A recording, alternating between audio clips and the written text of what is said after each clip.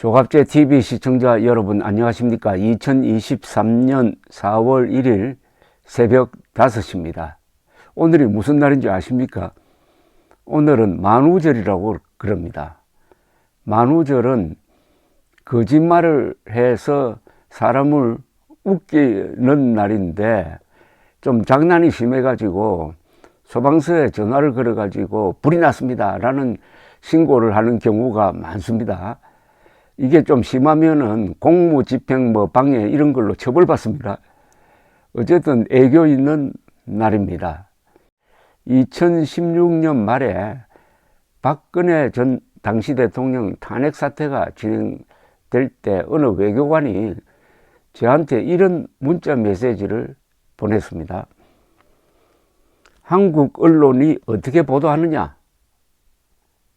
예를 들었습니다. 이거 오늘 만우절이니까 참고해서 들어주시기 바랍니다.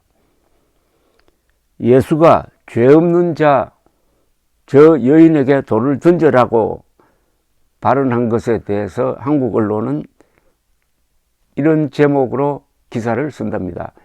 예수, 매춘부 옹호 발언 파장, 잔인한 예수, 연약한 여인에게 돌 던지라고 사주.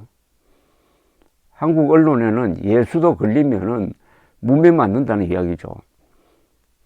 예수가 위선적 바리새인들에게 분개하며 독사의 자식들아 라고 꾸짖은 데에 대한 한국 언론의 보도. 예수, 국민들에게 개새끼 발언 파문 이렇게 쓴답니다. 3. 세 번째, 석가가 구도의 길을 떠나자 한국 언론은 어떻게 보도하느냐? 국민의 고통 외면 제 혼자만 살 길 찾아 나서 라고 쓴답니다.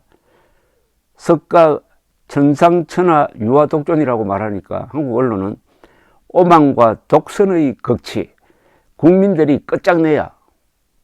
소크라테스가 악법도 법이다 라고 하니까 한국 언론은 소크라테스 악법 옹호 파장.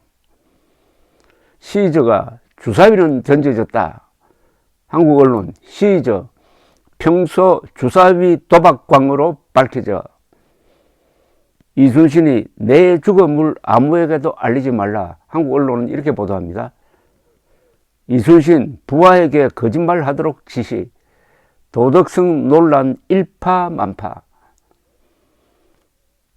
김구 선생이 나의 소원은 첫째도 둘째도 셋째도 통일입니다 라고 하니까 한국 언론은 김구 통일에 눈이 멀어 민생과 경제 내팽개쳐.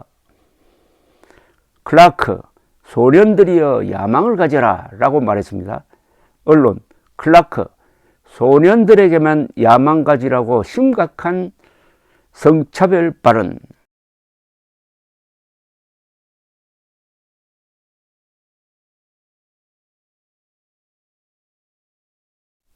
스피노자가 내일 지구가 멸망해도 나는 오늘 한 그루의 사과나무를 심겠다. 한국 언론 스피노자 지구 멸망 악담 전 세계가 경악 분노.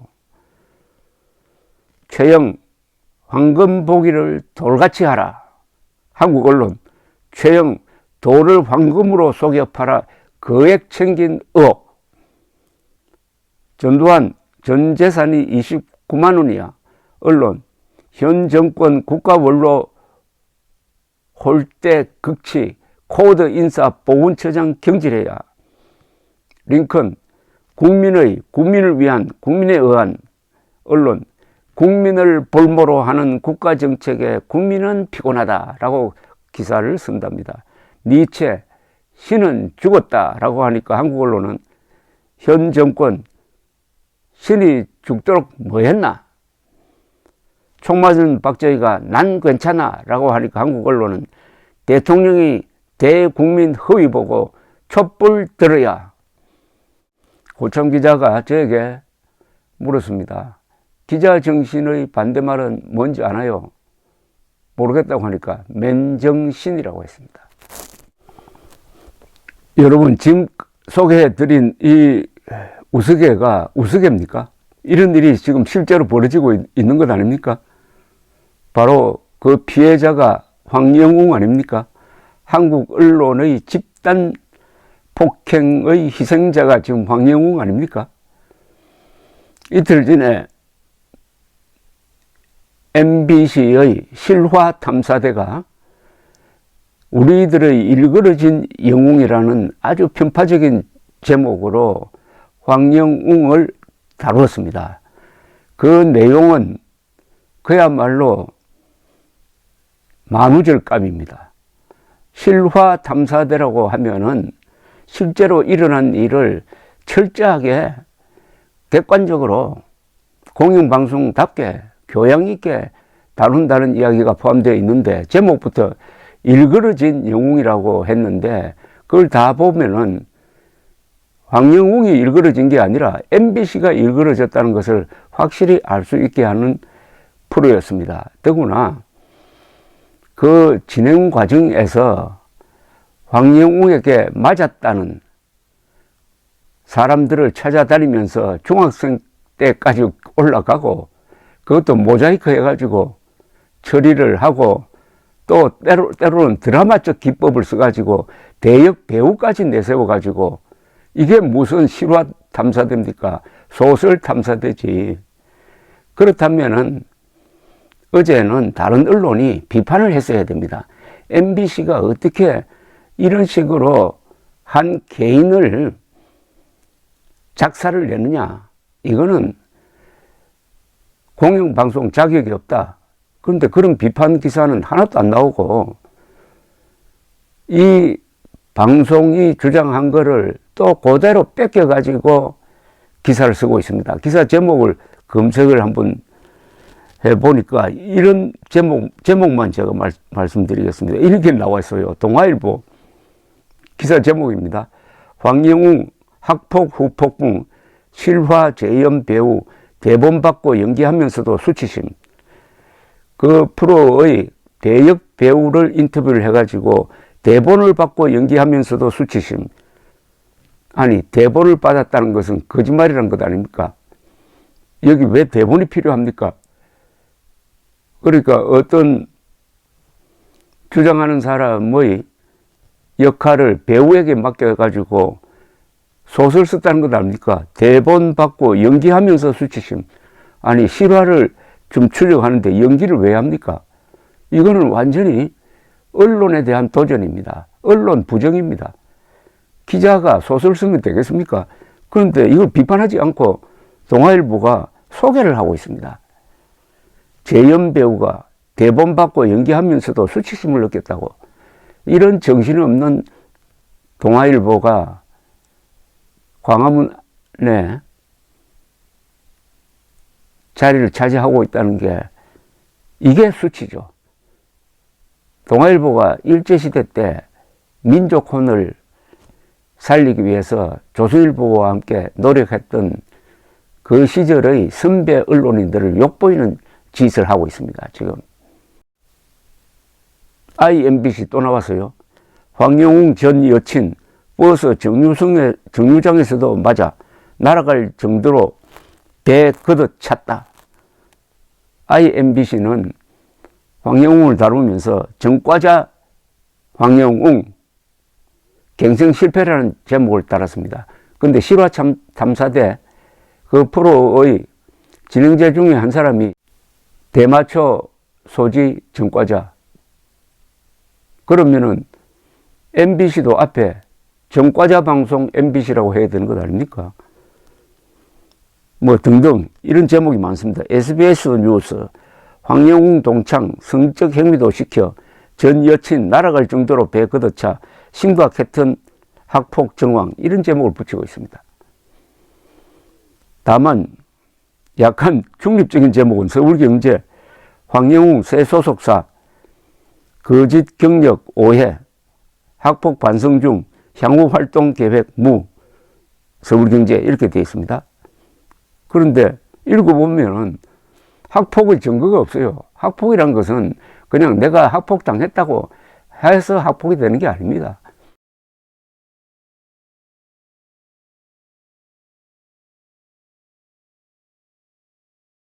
그 기준이 있어야죠. 그 기준은 뭐겠습니까? 폭력을 행사해가지고 정학 처분 받았다든지 경찰이 출동했다든지 진단서가 있다든지 이 정도 돼야 되는 것 아닙니까? 서울경제의 기사는 이렇습니다. 황영우의 소속사 더 우리엔터테인먼트는 31일 공식 입장을 통해 20일부로 황영우의 매니지먼트를 맡게 됐다. 그에 따라 현재 상황을 설명드리고자 한다. 대부분의 일이 수년 전이고 당사자가 아닌 제3자에 의한 제보인 경우가 많아 사건의 내용을 정확하게 파악하는 데 많은 시간이 걸리는 점 양해를 부탁드린다. 그러니까 맞았다 뭐 주장하는 사람들이 여기저기 나오는데 도대체 실명을 밝히지 않으니까 파악을 할 수가 없다는 겁니다. 참 골치 아픕니다. 폭로하는 사람이 왜 얼굴을 드러내지 않습니까? 그러면 폭로를 안 해야 되죠. 거기에다가 또 모자이크 처리를 하고 거기에다가 드라마 기법을 쓰고 대역 배우를 내세우고 이게 한국 언론입니다. 그래서 제가 만들어낸 말 언론의 폭력, 은폭이 학폭보다 훨씬 더 심각하다는 걸 여러분들 이제 실감할 수 있을 것이라고 생각합니다. 한 유튜브는 황영웅이 MBN 불토는 트롯맨에서 밝힌 6년 생산직 근무 경력에 대해 의문을 제기한 바 있는데 소속사는 월급 통장 거래 내역, 국민연금 가입자 가입 증명, 건강보험 자격 득실 확인서 등의 자료를 통해 약 7년간 여러 업체에서 수석 및 계약직 사원으로 근무했음을 확인했다. 방송에서 구체적인 내용을 명시하지 않고 공장 생산직으로 근무한 것이 총 6년이 넘는다고 나와 오해가 생긴 것으로 보인다. 6년이 아니라 7년 근무했네요.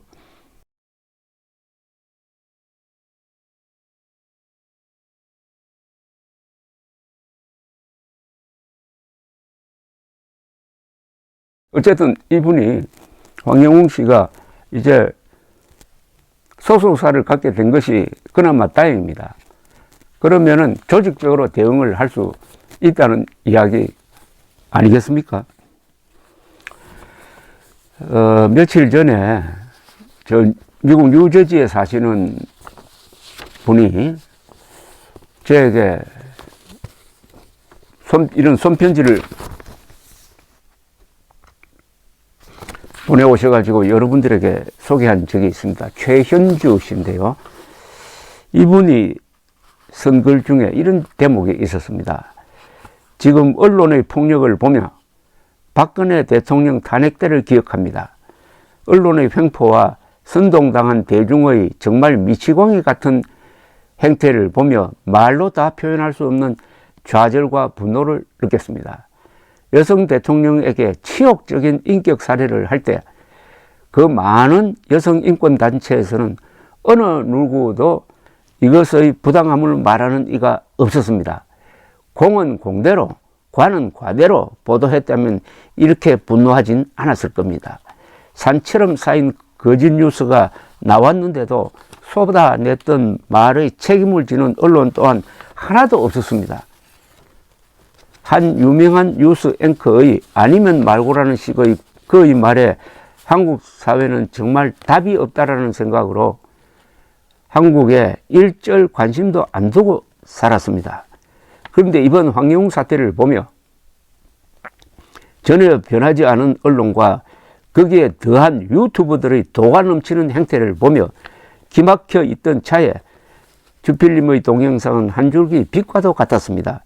아, 그래도 중심을 잡아주시는 분이 있구나 기뻤습니다. 그래서 이렇게 편지를 써 오셨는데 이제 여러분들 실감 나십니까? 박근혜 전 대통령도 황영웅처럼 당했다는 실감이 나십니까? 황영웅을 보면서 박근혜와 겹쳐 보였다는 이 최현주 씨의 이야기가 실감 나는 것은 한국 언론이 구조적으로 이런 선동을 한다는 사실입니다. 구조적으로 이런 언론 폭력을 행사한다는 것입니다. 구조적이라는 것은 뭐냐? 자동제로 탁탁탁 돌아간다는 겁니다. 이번 사태를 보십시오. 한 유튜브가 황영웅을 공격하기 시작했습니다. 그 내용을 MBC나 다른 언론이 받아가지고 확산시킵니다. 그런데 다른 언론들이 이건 아니다, 이건 너무 심하다, 이렇게 문제 제기를 해야 되는데 그게 없어요. 다 같이 굴러가 버립니다. 황영웅에 대해서 어느 한 언론도, 메이저 언론 중에서 황영웅을 편들거나 황영웅을 공격하는 이 분위기를 비판한 언론이 없습니다. 이게 다 자동적으로 돌아간다는 겁니다. 자동적으로 구조가 되어 있다는 겁니다. 유튜브, MBC와 같은 선동 전문, 그리고 MBC 정도는 아닌데 평소에는 정상적으로 봤던 이런 아까 소개했던 동아일보 등까지도 같이 엉켜서 돌아가면서 한 개인을 이렇게 짓이기고, 특히 문신을 공개해가지고 조폭문신이라고 하는 반인륜적 보도를 합니다. 이게 바로 한국 언폭의 구조화입니다. 언어폭력, 언론폭력이 일회성이 아니라 구조가 되어 있다는 겁니다. 자동적으로 돌아간다는 겁니다. 그래서 여기에 잘못 걸리면은 황영웅처럼 되고 박근혜처럼 된다는 걸 우리가 알 수가 있습니다. 하나의 생생한 지금 교과서적 사건이 일어나고 있습니다. 그나마 제가 이 방송을 해드렸더니 여러분들이 저에게 반응을 보여주시고 해가지고 저는 사실대로 이제 여러분들에게 알려드리고 있습니다. 저는 황영웅 팬클럽 회원은 아닙니다. 황영웅 팬도 아닙니다. 기자는 팬이 될 수가 없습니다. 항상 시시비비를 가립니다. 근데 제가 들여다 보니까 황영웅은 너무나 억울하고, 황영웅을 편드는 분들은 너무나 성격이 좋은 분이고 다친 분들도 있고 또 앓고 있는 분들도 있고, 그래서 이거는 내가 가만히 있으면 안 되겠구나 해가지고 하루에도 한 2번, 3번씩 관련 동영상을 올리고 있습니다. 저 전공이 원래 좀 살벌한 데입니다. 저 시사, 안보 또는 역사, 해외여행, 제가 53년 동안 기자 생활하면서 대부분을 사회부 기자, 그리고 정치에 대한 사건, 큰 사건 중에서도 큰 사건을 따라가는 이런 기자입니다. 그런데 왜 요새 황영웅 동영상을 그렇게 많이 올리나고 저를 비판하는 사람도 있습니다.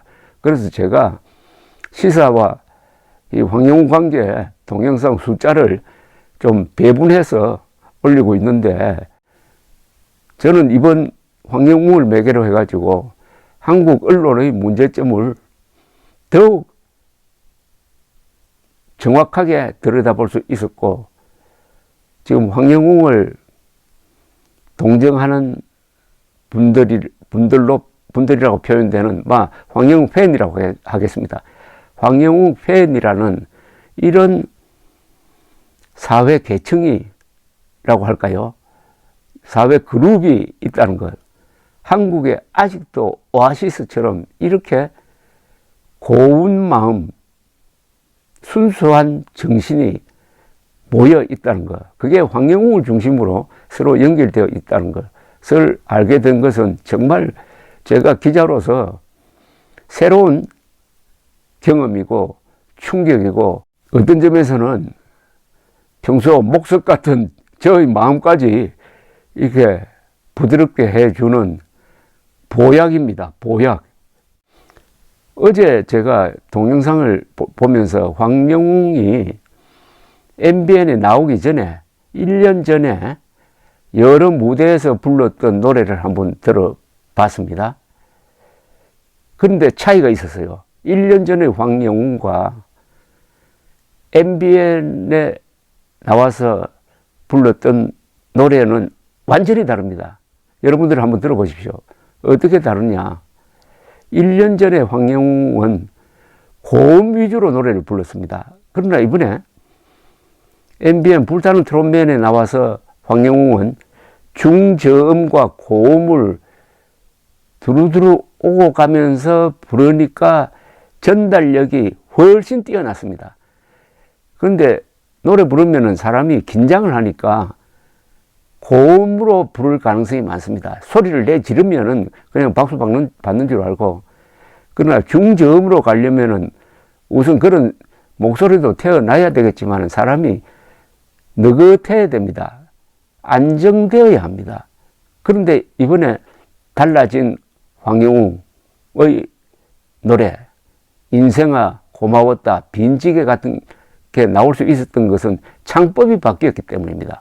확실하게 바뀌었습니다. 그걸 보면서 아, 황영웅은 배우는 사람이구나 하는 것을 느꼈습니다.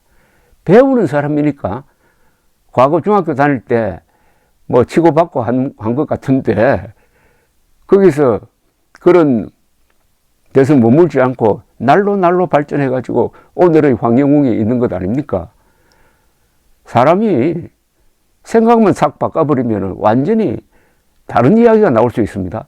저보고 실화 탐사대를 만들으라고 그랬다면 황영웅이 과거에 이런 문제가 있었는데 그 사이에 얼마나 노력을 해가지고 오늘 저런 제목이 될 수 있었느냐, 저런 천재가 될 수 있었느냐, 저는 이렇게 다뤘을 겁니다.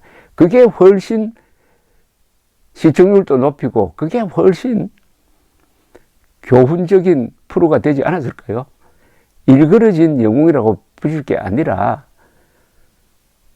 황영웅의 인생 역전 뭐 이렇게 붙였어야 되는 것 아닙니까? 그러려면 사람이 마음이 맑아야죠.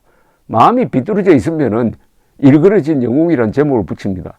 일그러진 영웅이 누가 일그러진 영웅입니까?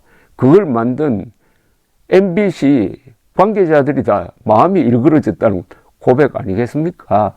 세상에 천재 가수, 수많은 사람들이 위로를 받고 있는 그 천재 가수를 보고 일그러진이라는 제목을 붙이는 도대체 이 사람은 어떤 정신 상태인지 그걸 실화 탐사대가 한 번 더 다루었으면 합니다. 감사합니다.